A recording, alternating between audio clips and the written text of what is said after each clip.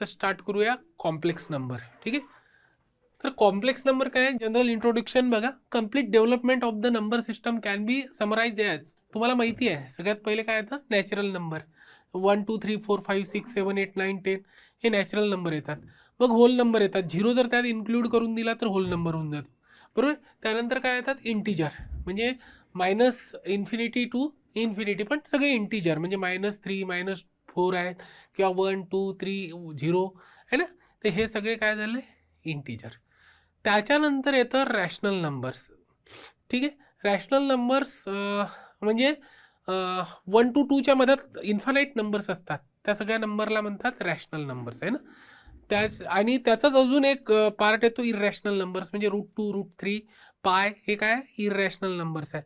त्याच्यानंतर आपण हे दोन्ही ज्याचा पार्ट असतात त्याला म्हणतात रिअल नंबर्स, आहे ना.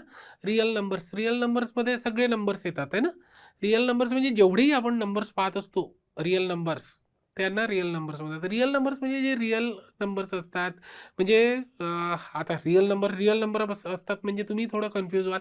बघा, जे नंबर्सची काही ना काही व्हॅल्यू असते.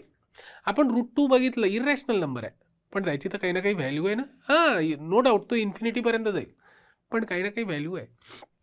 तर या सगळ्यांना रिअल नंबर म्हणतात. जे ठीक आहे. मग त्याच्यानंतर येतात तुमचे कॉम्प्लेक्स नंबर. कॉम्प्लेक्स नंबर झेडनी रिप्रेझेंट करतात. कॉम्प्लेक्स नंबर म्हणजे काय होतं की त्याच्यात तुम्हाला रिअल आणि इमॅजिनरीचा पार्ट असतो. तर हे सगळे सबसेट आहे ना.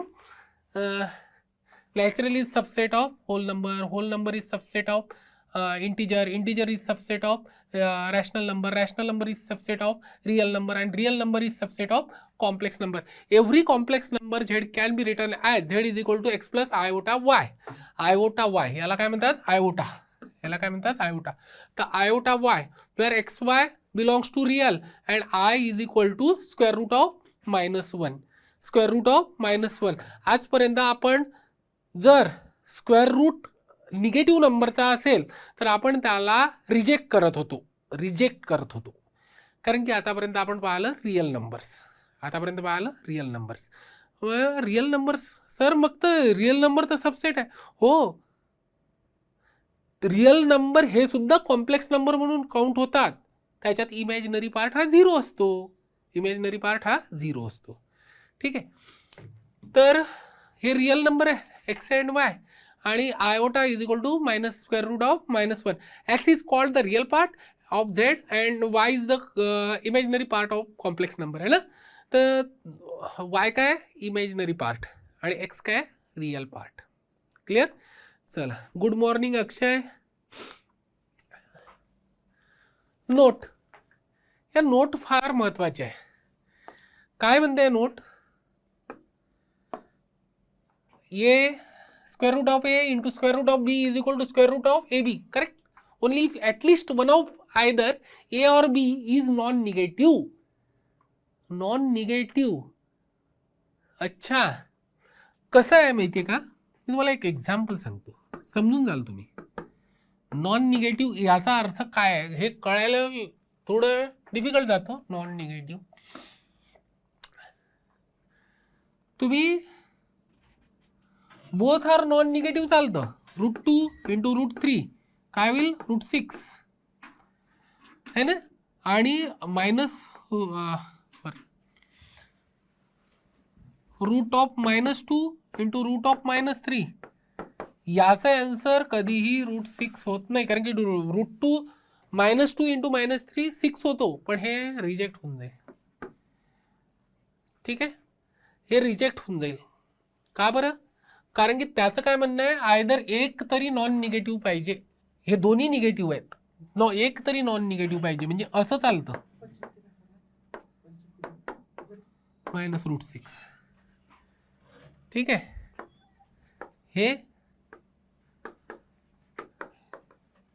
हे चालतं, हे ॲक्सेप्टेड आहे, हे तर ॲक्सेप्टेड असतेच बाय डिफॉल्ट, पण यातलं एक तरी नॉन निगेटिव्ह पाहिजे. ठीक आहे, हे चालतं, हे नाही चालत, कारण की √2 ची व्हॅल्यू जर पाहिली तुम्ही तर आयोटा √2 येईल, आयोटा √2. काय येईल आयोटा रूट टू. बघा हे कसं रॉंग झालं, हे रॉंग कसं झालं हे आता प्रश्न पडला असेल तुम्हाला. हे रॉंग होण्यामागचं रिझन सांगतो मी तुम्हाला. याचा अर्थ होतो मायनस रूट टू चा अर्थ होतो आयोटा रूट टू. -1चा स्क्वेअर रूट आय होऊन जाईल आणि आताच बघितलं आपण, आणि हे राहील 2 रूट 2 इंटू आयोटा रूट 3. तर आयोटाचा स्क्वेअर -1, आयोटाचा स्क्वेअर लक्षात ठेवा -1, आणि हे होईल रूट 6, म्हणजे हे होईल मायनस रूट 6. हे काय होईल मायनस रूट 6. कळलं का? इतकं मायन्यूट ऑब्झर्वेशन पाहिजे, इतकं मायन्यूट कॅल्क्युलेशन आलं पाहिजे, इतकं ऑब्झर्वेशन, म्हणजे तुम्हाला कन्सेप्ट क्लिअर पाहिजे. काही गोष्टी इतक्या कन्सेप्च्युअल असतात की त्या आपल्याला आपण असं सहज पाहू नाही शकत. सहज तर तुम्ही म्हणाल सर हे तर करेक्ट आहे, पण हे रॉंग आहे, हे रॉंग आहे. याची व्हॅल्यू येते मायनस रूट 6. याची व्हॅल्यू काय येते मायनस रूट 6. लक्षात ठेवा. ठीक आहे. तर a and b are positive real ते सांगितलंच. हे बघा इथे दिलंय, हे आपण दिलंय त्याच्यासाठी समजावण्यासाठी. ठीक आहे. क्लिअर बेटा. चला पुढे. Complex plane. कॉम्प्लेक्स प्लेन किंवा ऑर्गन प्लेन एकच आहे दोन्ही, म्हणजे आपण त्याला कॉम्प्लेक्स प्लेन म्हणतो किंवा ऑर्गन प्लेन म्हणतो. बघा कसं असतं हे.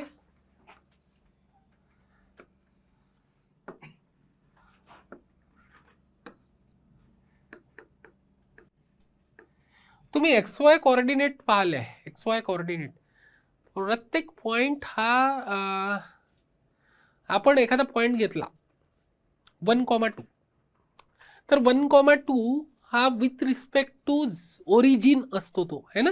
एक्स ॲक्सिसला 1चं डिस्टन्स आणि वाय ॲक्सिसला 2चं डिस्टन्स आहे ना, असा तो कुठेतरी येतो 1,2.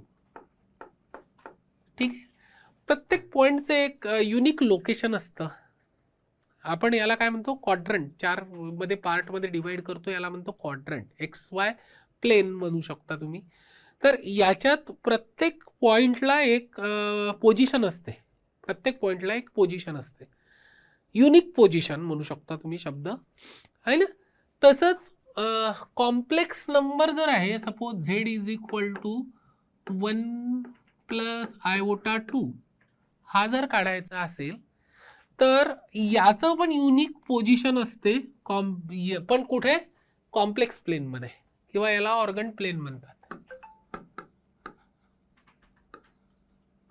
ऑर्गन प्लेन काय म्हणतात, ऑर्गन प्लेन. लक्षात ठेवाल ना.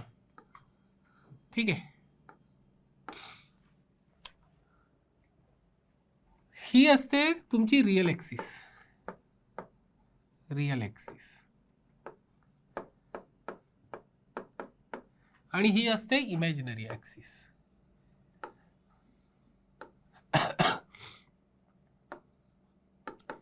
Imaginary axis. हा पॉइंट शो करतो रिअल, रिअल म्हणजे 1, आणि इमॅजिनरी म्हणजे या ॲक्सिसवर जायचं 2 वर, आणि हा जो पॉइंट आहे हा हाय 1,2 हा पॉइंट शो करून राहिला तुमचा कॉम्प्लेक्स प्लेन मध्ये. Z is equal to 1 plus 2i. ठीक आहे. कळलं बेटा. गुड मॉर्निंग सक्षम, दामिनी गुड मॉर्निंग बेटा. ठीक आहे. तर हे कॉम्प्लेक्स प्लेन कळलं असेल तुम्हाला. कॉम्प्लेक्स प्लेन किंवा ऑर्गन प्लेन कशाला म्हणतात हे लक्षात येऊन गेलं असेल आता तुम्हाला. ठीक आहे. बस आपलं XY ॲक्सिस सारखंच आहे, फक्त Y ॲक्सिस जो आहे तो आपला असं समजायचं की इमॅजिनरी आहे. हा इथे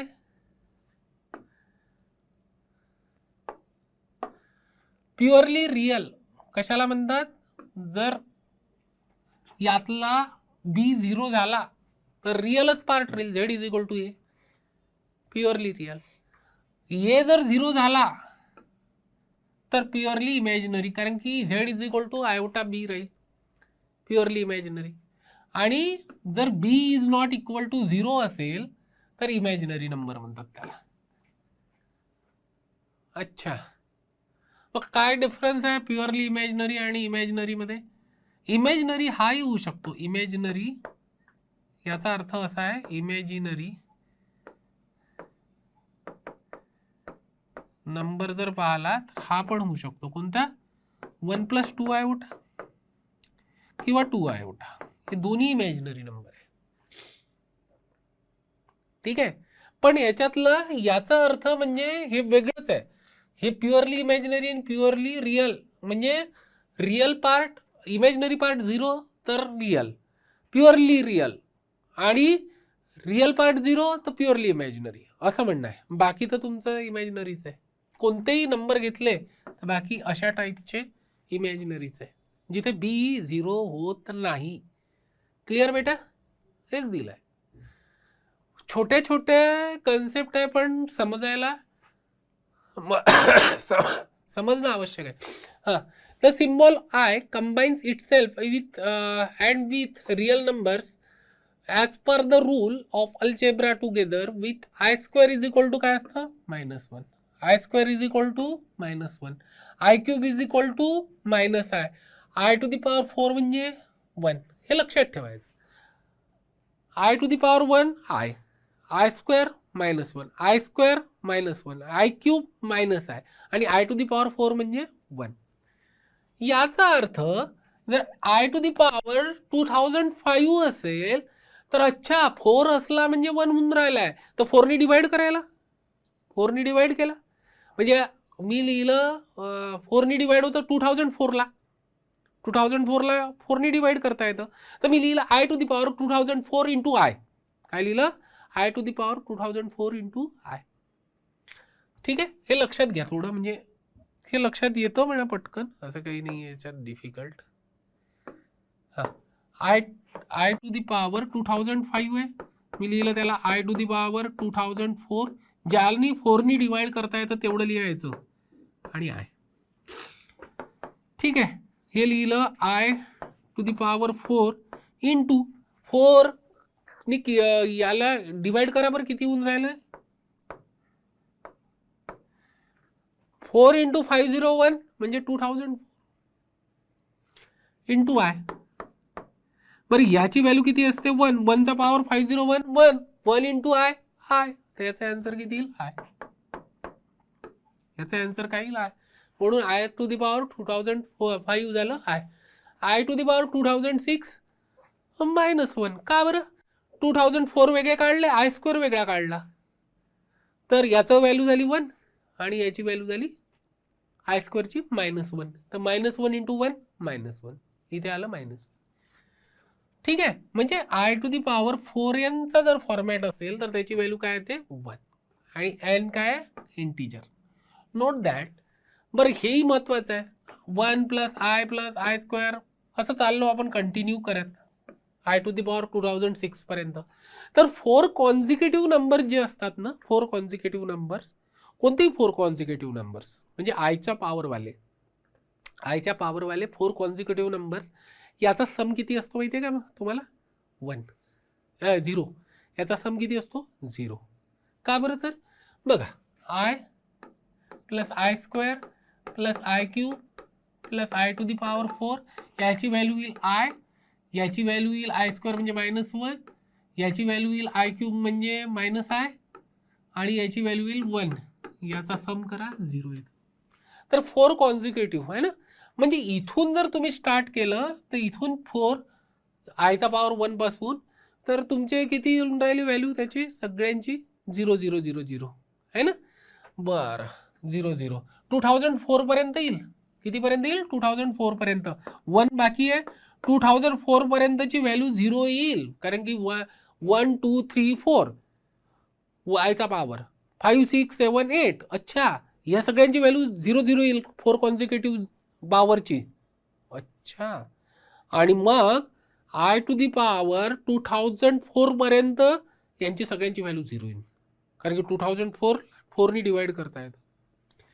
ठीक आहे, मग राहील 5 आणि 6, आणि 5 आणि 6ची व्हॅल्यू काय आहे बघा, आय आणि 6ची व्हॅल्यू येईल -1, तर हा कटून जाईल, तर हे आय व्हॅल्यू आली आय, म्हणून याची व्हॅल्यू आली आय. ठीक आहे, तर हे लक्षात ठेवायचं. 4 कॉन्झिक्युटिव्ह आयच्या पॉवरच्या सम असते 0. Every real number can also be treated as complex with its imaginary part 0. Every real number can also be treated as complex with imaginary part 0. Correct. मी सांगितलंच की तुम्हाला रियल नंबर जे असतात हा सबसेट असतो कॉम्प्लेक्स नंबरचा. कॉम्प्लेक्स नंबरचा subset. मग कसं काय सर? तर त्याच्यात इमॅजिनरी पार्ट 0 असतो, पण असतो तो कॉम्प्लेक्सच number. Imaginary part of 0. Hence there is 1-1 mapping, हे आय सोडून द्या, 1-1 mapping between the set of complex number and the set of points are the complex plane. बरोबर आहे, 1-1 मॅपिंग राहते, प्रत्येक पॉईंट युनिक असतो, मी तुम्हाला सांगितलं. ठीक आहे, तर 1-1 मॅपिंग असते. ठीक आहे, next algebra of complex. Addition, subtraction, multiplication of complex number are carried out like in ordinary algebra using I² is equal to -1, हे माहितीच आहे, I³ is equal to -I etc. and treating I as a polynomial. ठीक आहे. Differences between algebra and complex and algebra of real numbers are, एक लक्षात ठेवा, हेही फार महत्वाचं आहे, फार महत्वाचा पॉइंट आहे, बघून घ्या काय. Inequality in complex number are never talk. कधीच मी असं नाही म्हणू शकत की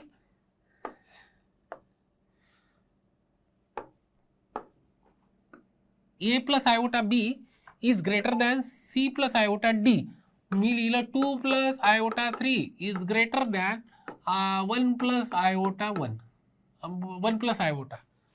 सर हे तर दिसून राहिलं आहे सर, हे बघा 2 इज ग्रेटर दॅन 1. बरोबर आहे. Iota 3 is greater than I नाही, याच्याबद्दल मी कमेंट करू शकत नाही, मीच काय कोणीच कमेंट नाही करू शकत.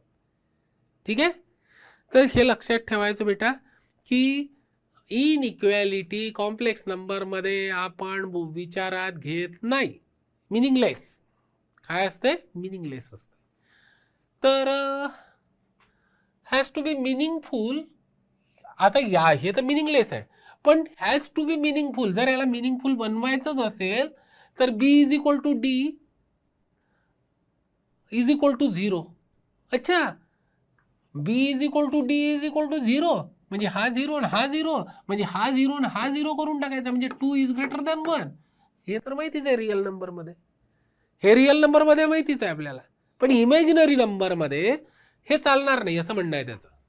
इमॅजिनरी नंबर आला तर त्याच्यात तुम्ही इनइक्वॅलिटी बोलू शकत नाही की इनइक्वॅलिटी आहे किंवा हे ग्रेटर दॅन आहे, हे लेस दॅन आहे. Inequality never talk. ठीक आहे, क्लिअर. हां, आणि ते मिनिंगफुल केव्हा होतं? ज्यावेळेस तुम्ही त्याला फक्त रिअल नंबर कराल त्याच वेळेस. Inequality however in complex number are meaningful. Equalities meaningful आहे. Two complex numbers Z1 and Z2 are said to be equal if real part of Z1 is equal to real part of Z2 and imaginary part of Z1 is equal to imaginary part of Z2. दोन number equal आहे हे आपण बघू शकतो. Equality. ठीक आहे, आपण equality बद्दल बोलू शकतो. ठीक आहे, क्लिअर. तर हे इक्वल लक्षात येतं आपल्याला. क्लिअर बेटा. इनइक्वॅलिटी बद्दल आपण बोलत नाही, इक्वॅलिटी बद्दल बोलतो.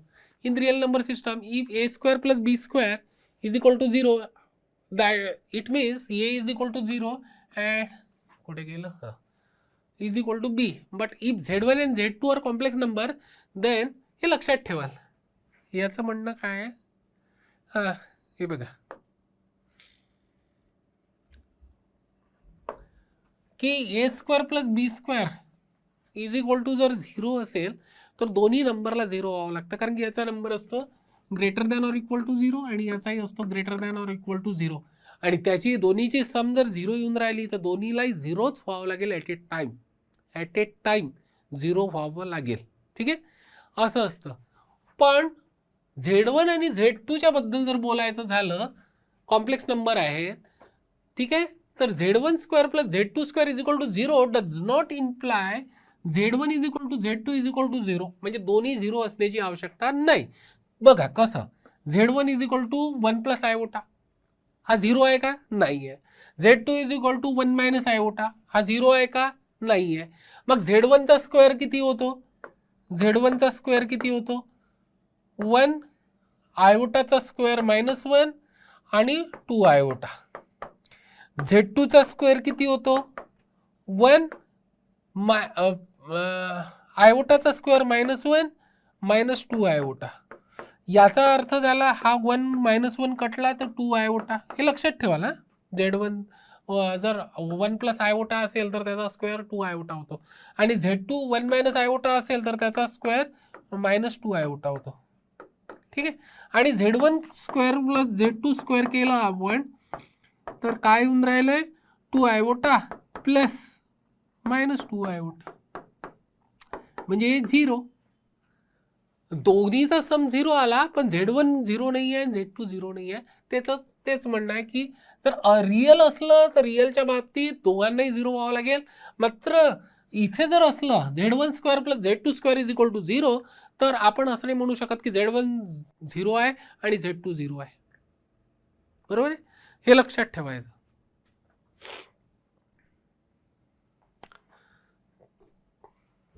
नंतर काय, however if the product of two complex number is 0 then at least one of them must be 0, same as in case of real number आहे ना. जर समजा प्रॉडक्ट 0 असेल तर एक कोणताही नंबर 0 व्हावंच लागतं त्याला आहे ना, कॉम्प्लेक्स नंबरला. थर्ड केस आहे, in case of x is real then mod of x म्हणजे काय असतं? x if x is greater than or equal to 0 and minus x if x is less than 0. But in case of complex, modulus of z altogether has a different meaning. याचा meaning वेगळा असतो. याचा meaning असतो समजा x plus iota y असेल तर x square square root of x square plus y square, square root of x square plus y square. ठीक आहे. याचा meaning वेगळा असतो. ठीक आहे. मॉड ऑफ झेडचा मिनिंग वेगळा असतो. येथे मॅग्निट्यूड काढलं जातं. ठीक आहे. कॉन्जुगेट ही एक अजून स्टुडंटचं मी एक ऑब्झर्व केलं आहे की त्यांना या जे कन्सेप्ट आहेत ना, म्हणजे ॲम्प्लिट्यूड, आर्ग्युमेंट, कॉन्जुगेट, मॉड्युलस, सगळी खिचडी होऊन जाते. सगळी खिचडी म्हणजे कळतच नाही की काय काय आहे तर. ठीक आहे. तर कॉन्जुगेटचा अर्थ लक्षात ठेवायचा वेगळा, म्हणजे आता समजून घ्या तुम्ही कॉन्जुगेट कशाला म्हणतात. मॉड्युलस तर आता सांगितलं मी तुम्हाला. मॉड्युलस, कॉन्जुगेट, आणि सगळ्यात जास्त कन्फ्युजन असते आर्ग्युमेंट आणि ॲम्प्लिट्यूडमध्ये. दोन्ही काय असतो? अँगल असतो. दोन्ही अँगल असतो, त्याच्यामुळे तिथे कन्फ्युजन जास्त होते. ठीक आहे. ते लक्षात ठेवा. तर बघू आपण. कॉन्जुगेटचा अर्थ होतो z is equal to a plus iota b असेल तर its conjugate complex is obtain by changing the sign of its imaginary part. Conjugate जर बनवायचा असेल झेडचा तर त्याला झेड बार म्हणून डिनोट करतात. आणि तो कसा डिनोट करतात? जिथे आयोटा असतो तिथे मायनस आयोटा लिहायचा. आयोटाच्या जागेवर मायनस आयोटा लिहायचा. संपला विषय. कॉन्जुगेट. ठीक आहे. तर हा झाला Z bar is equal to A minus iota B. ठीक आहे. हे लक्षात ठेवायचं. क्लिअर बेटा? चला नेक्स्ट बघू. कॉन्जुगेट कळला. Note that z plus z bar is equal to 2 real z आहे ना. आपण एकदा लिहून टाकू म्हणजे तुमच्या लक्षात येईल पटकन. झेड इज इक्वल टू मी घेतला एक्स प्लस आयोटा वाय आणि झेड बार होऊन जाईल माझा x plus x minus iota y. दोघांचा सम जर केला तर होऊन राहिलं ट्वाइस एक्स म्हणजे twice real of z.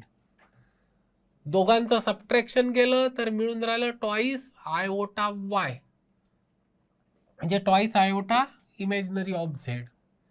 Z into z square केलं, झेड बार केलं तर याचा स्क्वेअर म्हणजे ए मायनस ए प्लस बी ने ए मायनस बी दिसून राहिलं ना, तर याचा स्क्वेअर एक्स स्क्वेअर आहे ना. झेड बार म्हणजे आणि याचा स्क्वेअर मायनस याचा स्क्वेअर, तर आयवटा वायचा स्क्वेअर म्हणजे काय होईल एक्स स्क्वेअर, आणि आयवटाचा स्क्वेअर मायनस आणि वायचा स्क्वेअर वाय स्क्वेअर म्हणजे काय झालं x square plus Y square, x square plus Y square. ठीक आहे, तर तसं ए स्क्वेअर प्लस बी, आता इथे ए प्लस आयवटा बी घेतलाय. ठीक आहे, A square plus B. If Z lies in first quadrant then Z bar lies in fourth quadrant. बरोबर आहे, म्हणजे जर माझा असेल 1 प्लस ट्वाईस आयवटा, तर झेड इज इक्वल टू, तर झेड बार होऊन जाईल 1 मायनस 2 आयस आयवटा है ना इमॅजिनरी ॲक्सेसला. तर Z bar lies in fourth quadrant आणि minus Z in lies in the second quadrant. बरोबर आहे. ठीक आहे, याचा निगेटिव्ह इथे येईल. ठीक आहे, सेकंड क्वार्टर. तर एक लक्षात येऊन राहिलं आहे तिथे की रिफ्लेक्शन असतं, ते झेड बार हे काय असतं, रिफ्लेक्शन असतं अबाउट एक्स ॲक्सिस. या कन्सेप्ट समजून घ्यायच्या. ठीक आहे, Z1 Z2 Z3 Z1 Z2 belongs to C, then Z bar to the bar म्हणजे बारचा बार तर झेडच मिळून जा. बरोबर आहे. झेड जर समजा तुमचा एक्स प्लस आयवटा वाय असेल तर त्याचा बार होईल एक्स मायनस आयवटा बाय वाय, आणि त्याचा पुन्हा बार घेतला तर एक्स प्लस आयवटा वाय म्हणजे पुन्हा झेडच मिळून जाईल. Z1 plus Z2 whole bar म्हणजे Z1 बार plus Z2 bar, Z1 minus Z2 bar म्हणजे Z1 बार minus Z2 bar, Z1 into Z2 bar म्हणजे Z1 bar into Z2 bar, Z1 upon Z2 bar whole bar आहे, तर Z1 चा individual bar upon Z2 चा individual bar, but Z2 is not equal to 0, हे लक्षात ठेवा. ठीक आहे, हे कन्सेप्ट आहेत बेटा. Modulus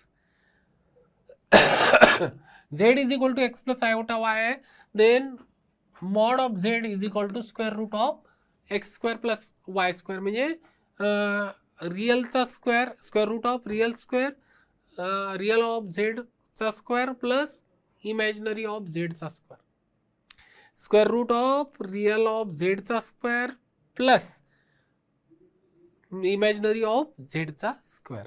clear. आणि झेड मॉड झेड कधीही ग्रेटर दॅन 0 असतो. All complex number having the same modulus lie on a circle with center as a origin and R is equal to mod of Z. Lie on the circle. एखादं example घेऊ, समजून जाल तुम्ही. आपण याच्यासाठी example घेऊ. Z is equal to 3 plus iota Y, sorry आपण 3 plus 4 आयवटा घेऊ. ठीक आहे, झेड घेतला. आता ॲक्च्युली जर तुम्ही पाहिलं तर हा राहतो इथे 1 2 3 1 2 3 आणि 4, तर इतक्यात असेल कुठेतरी 3,4. हाय झेड तुमचा.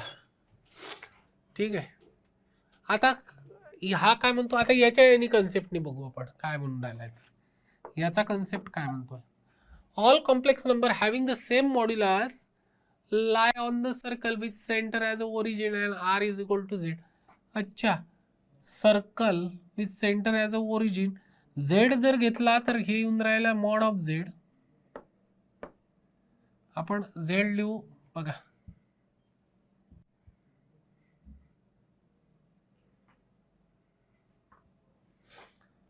हा, तर हे काय होऊन राहिलंय 3 प्लस 4 आयवटा म्हणजे मॉड ऑफ झेड येऊन राहिलाय तुमचं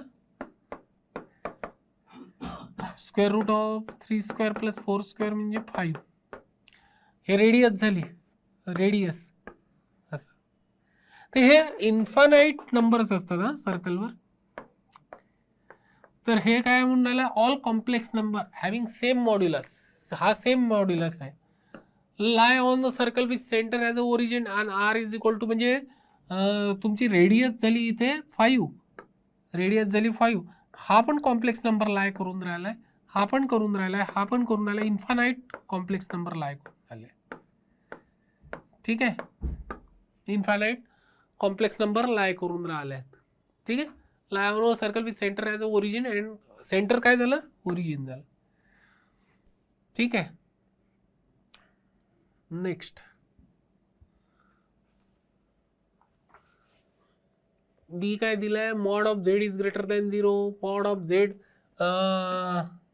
ग्रेटर दॅन और equal to real of Z. ठीक आहे, mod of Z is greater than equal to imaginary of Z, हे तर राहतच. तुम्ही पाहिलं आता 3 आणि 4, 3 + 4 आयोटा, तर 3 पेक्षा जास्त व्हॅल्यू आहे रिअल पेक्षा आहे, 4 पेक्षा जास्त व्हॅल्यू आहे ना.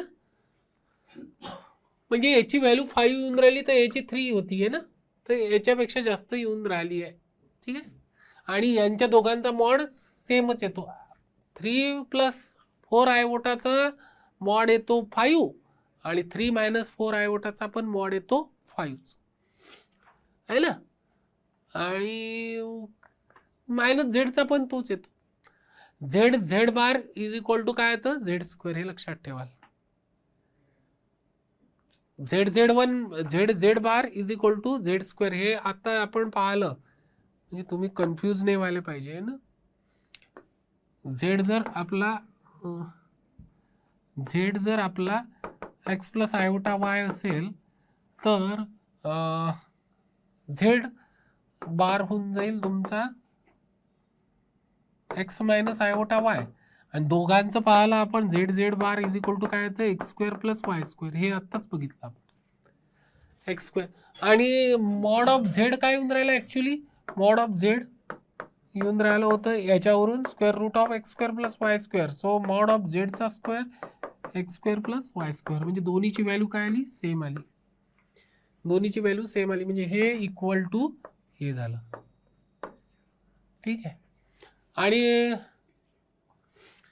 मॉड ऑफ झेड बार 1 असेल तर Z bar is equal to 1/z. ठीक आहे, हेही बरोबर आहे, कारण की हे जर इक्वल असेल 1 तर याच्या जागेवर तुम्ही लिहू शकता 1 आणि याला इकडे आणू शकता, याला झेडला इकडे आणू शकता, डिवाइडला है ना, असं करू शकता. Mod of Z1 × Z2, mod of Z1 × mod of Z2 हे सेपरेट करू शकता. इथे डिव्हिजनला सेपरेट करू शकता, मल्टिप्लिकेशनला सेपरेट करू शकता, आणि पॉवर n असेल तर त्याला मॉड ऑफ झेडच्या बाहेर लिहू शकता, काही प्रॉब्लेम नाहीये. ठीक आहे, argument. If OP makes an angle theta with real axis, then theta is called one of the argument. अच्छा, one of the argument theta with real axis, then theta is called one of the argument of Z. आपण एखादं numerical पाहू. One of the argument याच्यासाठी की Z is equal to, मी लिहिलं 1 + iota √3. काय लिहिलं, 1 + iota √3. तर याचं आर्ग्युमेंट कसं काढतात, argument of Z is equal to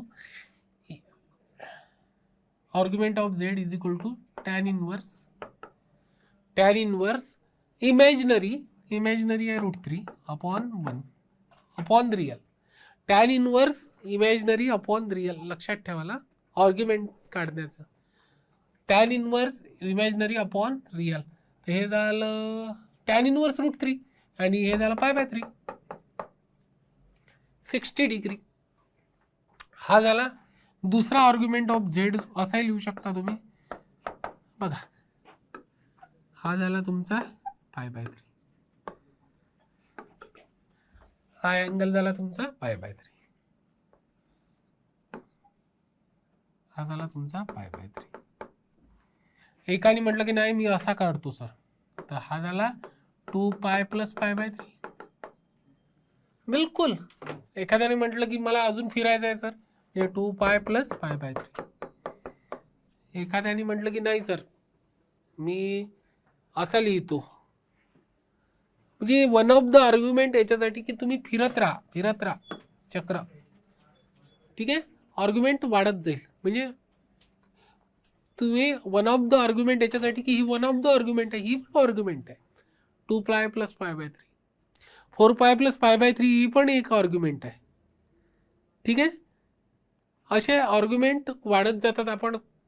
तर आपल्याला आपण काय म्हणून राहिलो, OP makes an angle theta. OP आहे हा,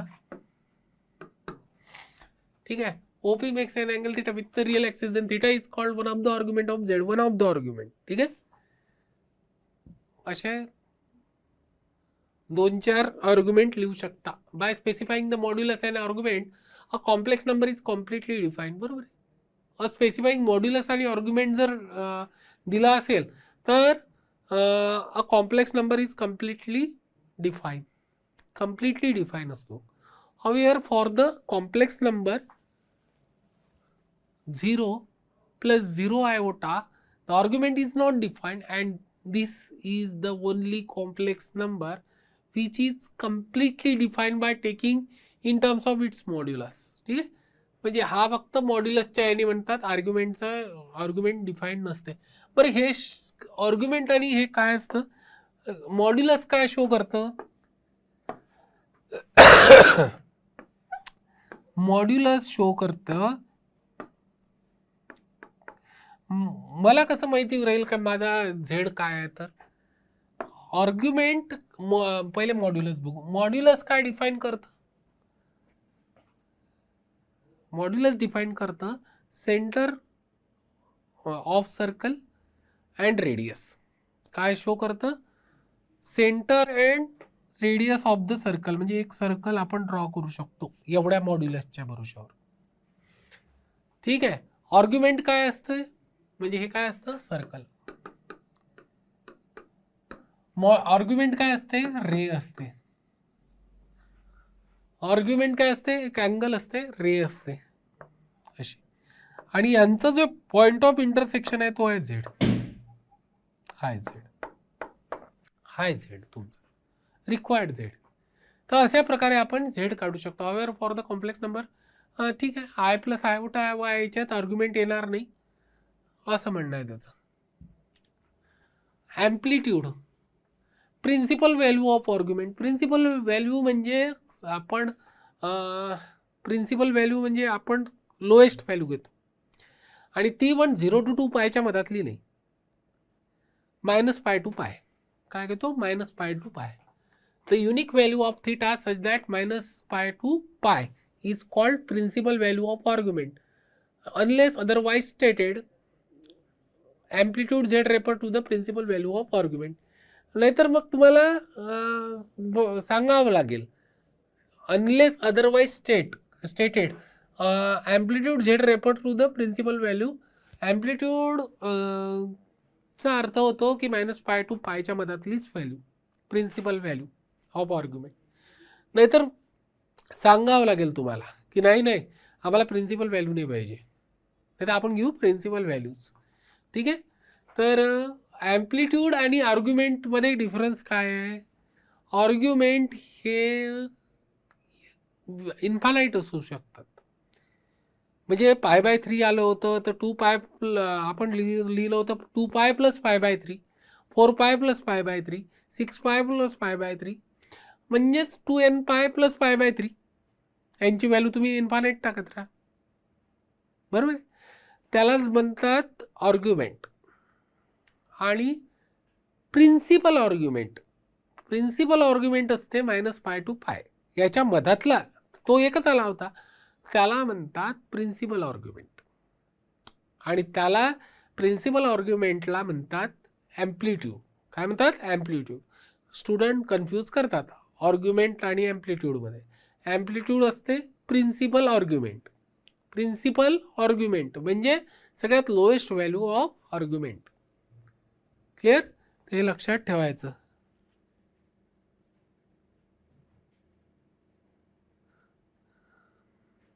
मोस्ट वेलकम साक्षी, मोस्ट वेलकम बेटा. ठीक आहे, तर हे लक्षात ठेवा. आता तुमच्या लक्षात आलं असेल ना प्रिन्सिपल आर्ग्युमेंट कशाला म्हणतात, तर ॲम्प्लिट्यूड, प्रिन्सिपल आर्ग्युमेंटलाच ॲम्प्लिट्यूड म्हणतात, हे लक्षात ठेवायचं. ठीक आहे, आता आपण क्वेश्चन बघू. अजून आपण क्वेश्चन नाही बघितले ना. आपण थोडे कन्सेप्ट क्लिअर केले की मॉड्युलस कशाला म्हणतात. लक्षात ठेवाला, कॉन्जुगेट सगळ्यात महत्त्वाच्या गोष्टी काय आहे, कॉन्जुगेट, त्याच्यानंतर मॉड्युलस, त्याच्यानंतर आर्ग्युमेंट आणि त्याच्यानंतर आपलं ॲम्प्लिट्यूड. या 4 कन्सेप्ट मी शिकवले. हे 4 कन्सेप्ट आपण एकदम इझिली समजलो पण. ठीक आहे. कॉन्जुगेट कशाला म्हणतात, आयोटाच्या जागेवर मायनस आयोटा लिहायचा सर, संपला विषय. बरोबर. दुसरं मॉड्युलस कशाला म्हणतात सर, स्क्वेअर रूट घ्यायचं, स्क्वेअर रूट घ्यायचं, रिअल पार्टचा स्क्वेअर लिहायचा प्लस इमॅजिनरी पार्टचा स्क्वेअर लिहायचा, संपला विषय. मॉड्युलस संपला. आर्ग्युमेंट सर, आर्ग्युमेंट जर काढायचं असेल एखाद्या कॉम्प्लेक्स नंबरचा तर टॅन इनवर्स लिहून टाकेल sir, imaginary upon real, imaginary number upon real number. हे झालं माझं आर्ग्युमेंट सर. बरोबर आहे. मग आर्ग्युमेंट एकच असते का बेटा? नाही, इन्फानाईट असतात. ठीक आहे. तुम्ही रोटेशन करत राहा करत राहा करत राहा करत राहा, तुम्हाला इन्फानाईट आर्ग्युमेंट मिळतील. मग ॲम्प्लिट्यूड सांगा, ॲम्प्लिट्यूड कशाला म्हणतात? ॲम्प्लिट्यूड असते sir principal argument. Principal argument, principal argument म्हणजे लोएस्ट व्हॅल्यू -π to π मधातली. ठीक आहे, त्याला म्हणतात सर ॲम्प्लिट्यूड. ठीक आहे. हे 4ही कन्सेप्ट आपले समजले आहेत, आपल्याला असं समजतो. आणि न्यूमेरिकल बघू आता. न्यूमेरिकल इझी नाही आहे, न्यूमेरिकल इझी नाही आहेत, हे मी पहिलेच सांगतो. जेईच्याच लेवलचे न्यूमेरिकल्स आहेत सगळे. ठीक आहे. तुम्ही सॉल्व्ह करण्याचा प्रयत्न करा, तुम्ही समजण्याचा प्रयत्न करा. काय दिलाय, among the complex number Z, कारण की पहिलंच न्यूमेरिकल पासून आपण तसं स्टार्ट करणार आहोत जेईचेच, आपल्याजवळ वेळ थोडीच आहे. Among the complex number Z which satisfies this, find the one having the list positive argument.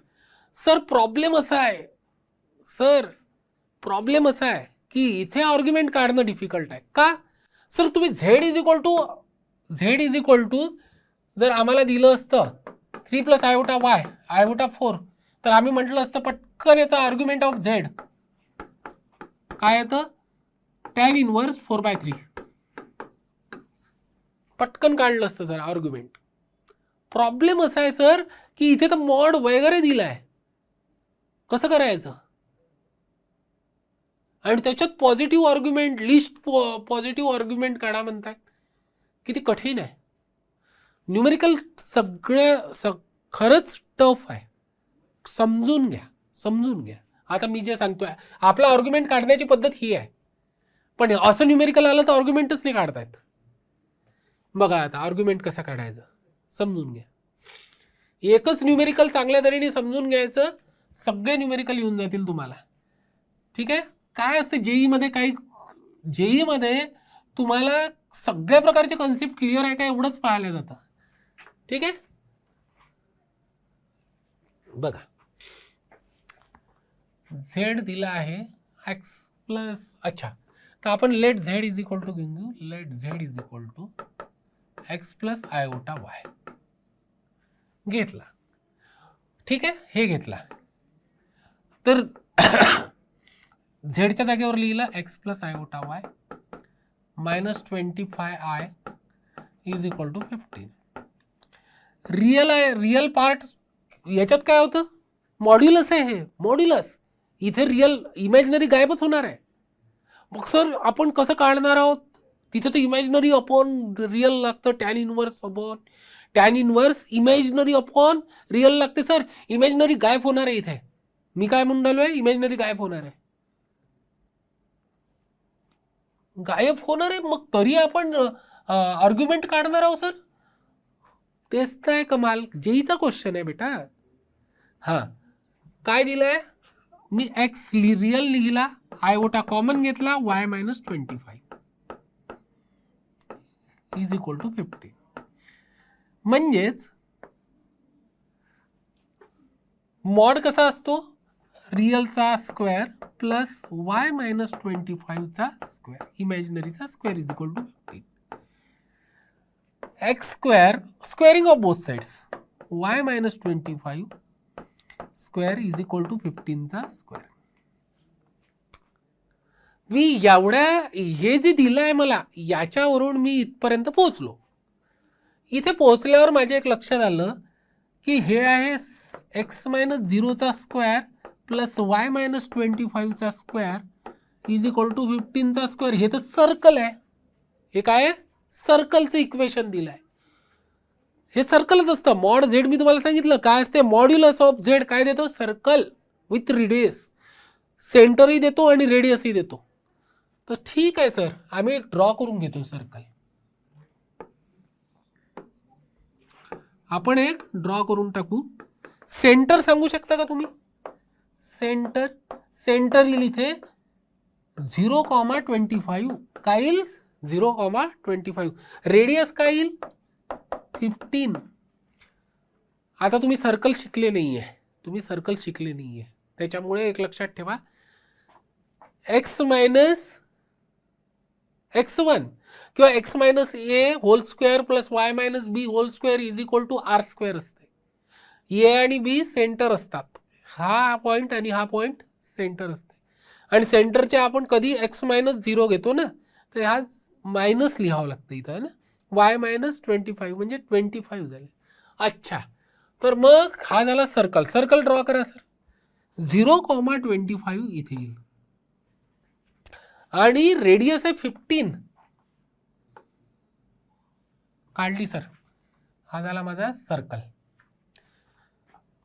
त्यांनी म्हटलंय की अच्छा असा सर्कल काढा, कारण की या इन्फॉर्मेशननी आपण इथपर्यंत पोहोचलो. याचा पॉइंट आहे 0,25. 15 खाली म्हणजे याचं कोणीही सांगू शकते काय असेल. 0,10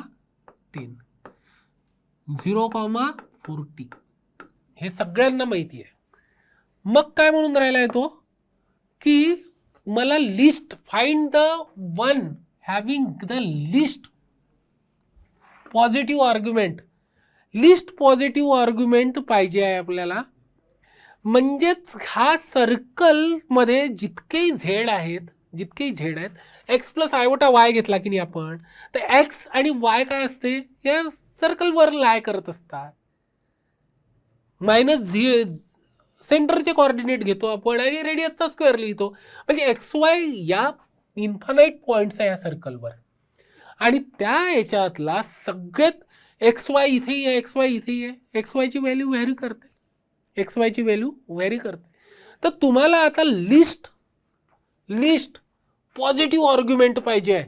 लिस्ट पॉझिटिव्ह आर्ग्युमेंटसाठी तुम्हाला हा पॉइंट म्हणजे असा पॉइंट घ्यावा लागेल जो इथे टच करून राहिलाय. टँजंट आहे हा, टँजंट. ही लिस्ट व्हॅल्यू आहे. तुम्ही इथे जर घेतला असता असा तर ऑब्ट्यूस अँगल बनला असता. इथे घेतला असता तर हा 90 आहे. ठीक आहे. हे हाही एक्स वाय असू शकतो, इथेही असू शकतो, इथेही असू शकतो. चाललो आपण असं करत करत. ठीक आहे. तर जसं टिल्ट कराल म्हणजे हे कॉर्ड आहे, कॉर्ड बनेल ना. ही कॉर्ड आहे. इथून तुम्ही घेतलं हा काय येऊन राहिला ऑब्ट्यूस. असं करत गेले तर तो कॉर्ड बनली. आणि कॉर्ड तुम्ही पाहिलाय tangent is the limited case of second असतं. म्हणजे जर तुम्ही कॉर्डचे सेकंडचे 2 पॉईंट जे असतात, सेकंड आणि कॉर्डचा डिफरन्स तुम्हाला माहिती आहे. कॉर्ड म्हणजे कॉर्ड आणि सेकंड दोन्ही सेमच असतात, असंच शिकले तुम्ही. पण मी तुम्हाला थोडा कन्सेप्ट क्लिअर करून देतो की एक लाईन असेल इन्फानाइट दोन्ही साईडला आणि सर्कलला टच करून जात असेल तर तिला सेकंड म्हणतात. आणि जर तुम्ही एकच लाईन काढली, एक पॉईंट एका सर्कलच्या एक इथे घेतला आणि एक इथे घेतला तर तिला कॉर्ड म्हणतात. आणि कॉर्ड आणि सेकंडमध्ये तसा काही फरक पडत नाही, कारण की आपण सर्कलच्याच बाबतीत बोलत असतो. ठीक आहे. तर ही जी कॉर्ड किंवा सेकंड आहे ही अशी टिल्ट करत गेलो आपण. टिल्ट करता असा एक पॉइंट येईल का त्या एका पॉइंटला टच करेल ते सर्कलच्या. आणि मग जर अजून थोडं इकडे आपण टिल्ट केलं तर मात्र मग ते सर्कलला टच करणार नाही. तोच पॉइंट आहे माझा एक्स कॉमा वाय. तोच झेड आहे माझा, हाच झेड आहे, ज्याचं मी लिस्ट आर्ग्युमेंट, आता लिस्ट झालं आर्ग्युमेंट, याच्यापेक्षा कमी आर्ग्युमेंट येऊ शकते, नाही येऊ शकत. कळलं बेटा? हा कन्सेप्ट समजणं खूप आवश्यक आहे. जेई मध्ये असे फालतू क्वेश्चन येत नाही की तुम्हाला z is equal to x plus 3+4 iota देऊन देईल आणि विचारेल, किंवा 1+√3 आयोटा देऊन देईल आणि तुम्ही म्हणाल π/3. इतकं सोपं येत नाही. ठीक आहे. तर हे आहे बेटा तुमचं लिस्ट आर्ग्युमेंट. लिस्ट आर्ग्युमेंट म्हणजे आपण अँगल सगळ्यात लोएस्ट बनला हा थीटा, हा अँगल बनला थीटा, लोएस्ट अँगल बनला थीटा, लिस्ट आर्ग्युमेंट. आणि पॉझिटिव्ह आर्ग्युमेंट आहे, इकडे निगेटिव्ह आर्ग्युमेंट आली असती, लक्षात ठेवा. टॅन इकडे निगेटिव्ह येतो हा सेकंड क्वाड्रंटमध्ये. List argument clear. आता बघा, आता मला थीटाची व्हॅल्यू काढायची आहे, बस संपला विषय. मला काय काढायची आहे आता, माझं टार्गेट एकच आहे, थीटाची व्हॅल्यू काढणे. आणि थीटाची व्हॅल्यू कशी काढन बघा.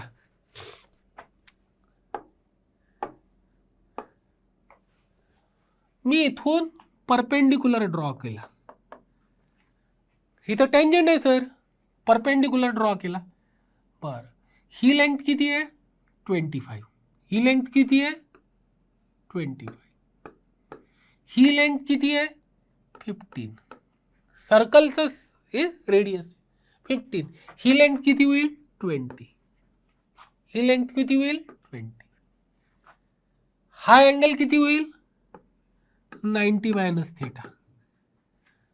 आपल्याला हा थीटा पिक्चरमध्ये आणू शकत नाही आपण, कारण की इकडे काही ट्रँगलच नाही आहे, पण 90 - थीटा आणू शकतो, 90 - थीटा आणू शकतो, 90 - थीटा बिलकुल आणू शकतो. हा अँगल 90 - थीटा.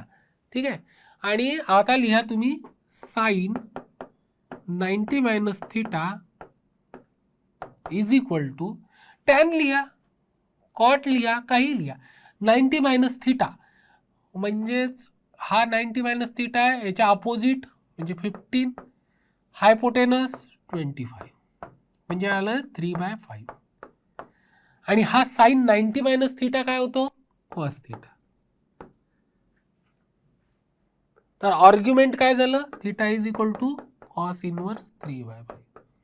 सिमिलरली तुम्हाला ऑप्शन दिले राहील, कॉस इनवर्स 4/5, तुम्ही इथे आन्सर आलाय 3/5 आहे ना, लक्षात ठेवा तो ऑप्शन रॉंग राहील.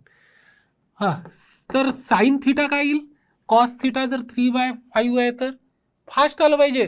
ट्रँगल लक्षात येतं, ट्रिपलेट पार्ट आहे आपल्या, पायथागोरस ट्रिपलेट 3, 4, 5.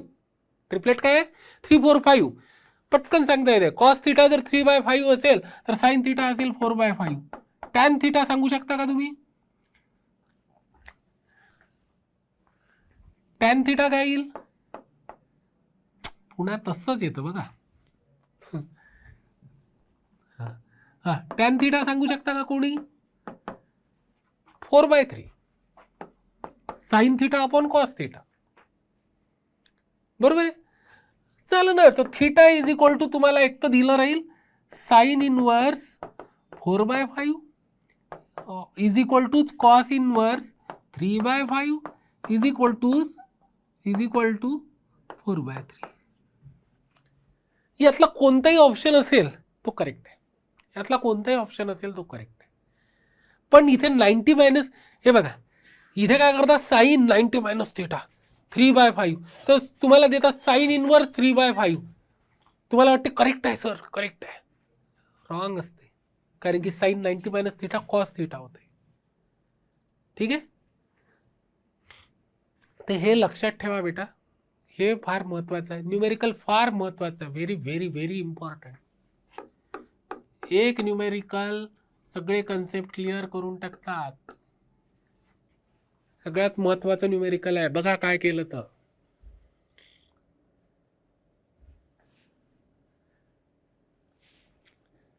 ठीक आहे बेटा, आता आपण उद्या इथे थांबूया बेटा.